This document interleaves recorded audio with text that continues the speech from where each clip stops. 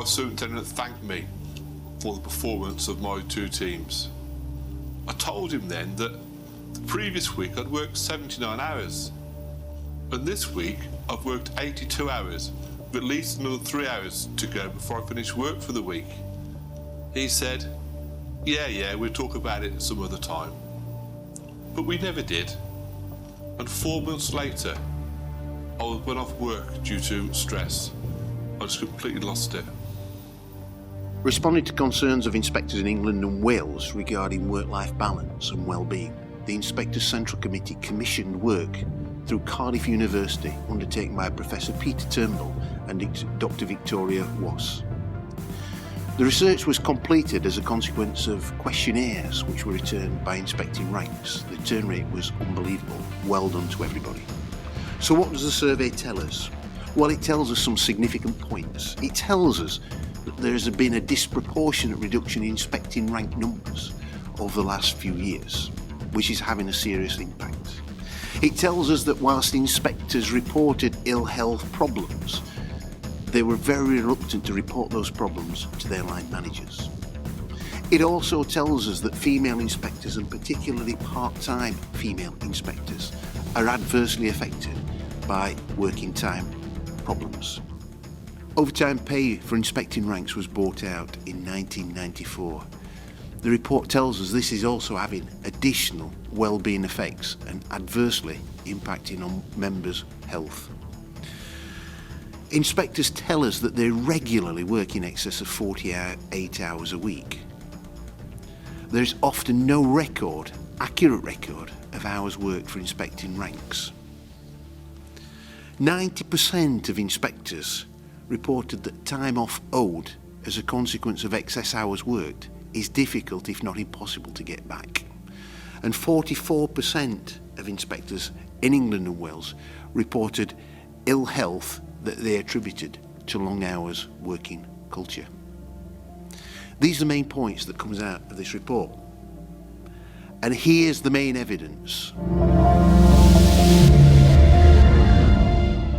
One of the big differences that's between the previous survey of police inspectors' well-being and the current situation is that while there are ill health effects picked up from long working hours previously, most of the emphasis there was on individual coping strategies about how individuals could better cope with their workload, discussion around flexible working time. And of course, in that context of increasing police resources, it seemed that just individual solutions might well mitigate some of these adverse effects. The context of the current survey is very different, with a comprehensive spending review with significant reductions in police budgets up to 20%.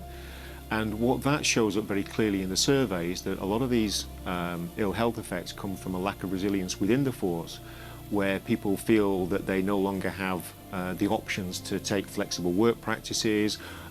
People feel, in many respects, compelled to work the long hours because there is simply nobody else to do the job. I constantly have to work long hours. I've raised the issue with my line manager, who tells me I have to manage my time better. If I did that, my work would suffer and my performance would suffer as well. It's a lose-lose situation for me and a win-win situation for the job. I'm owed 450 hours. So what the survey covered was it had an hours diary for 1 week from the 24th of January, which was chosen because it was a relatively quiet week, a quiet typical week. It wasn't going to be affected by lots of extra hours, covering extra duties. So there was the hours diary, and then it sought to uncover what the adverse effects were of long hours of work, and to try and understand why inspectors were working long hours. This is clearly an undemanding week, and we had lots of comments in the questionnaire. If only you'd chosen last week, or if you'd only chosen the following 2 weeks, because this was a very easy week for me, and I was able to take some of my rest days, and I didn't have to work until 6 o'clock at night.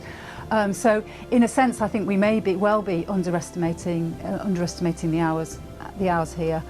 So this is a best case scenario? It is a best case scenario, and we did a later survey in Scotland in September where we didn't have these complaints about it being an unusual week, and our statistics are quite a lot higher.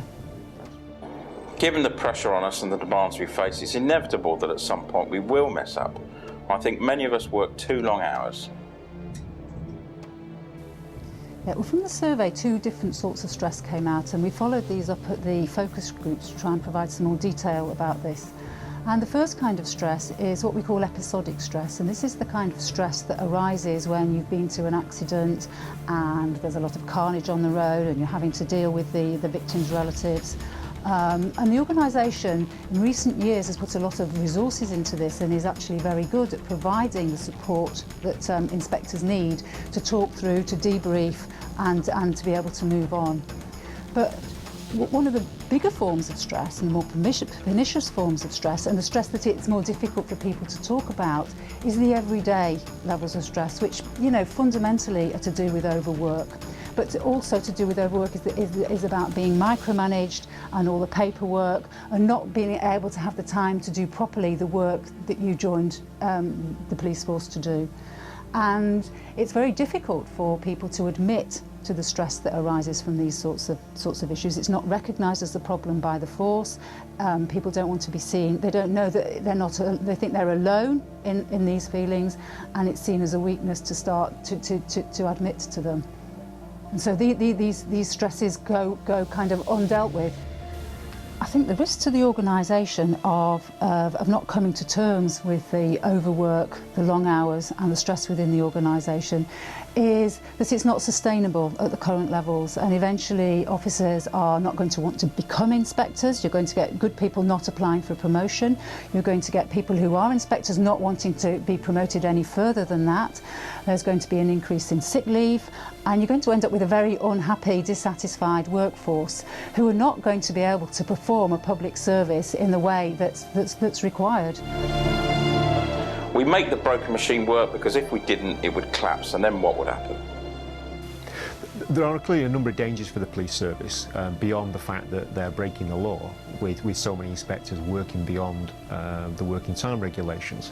And this is that they will obviously face increasing levels of ill health amongst the inspecting ranks, and that can have all kinds of cost implications for people who are on sick leave for extended periods, for example, people being retired out of the service well before they might otherwise have been. But also just in terms of the day-to-day quality of service that people are able to provide. I mean, if people are ill, if they're suffering from fatigue, which a large number of inspectors are, if they feel constantly under pressure, then they will make poor decisions, and that will affect the quality of service that the police service can provide.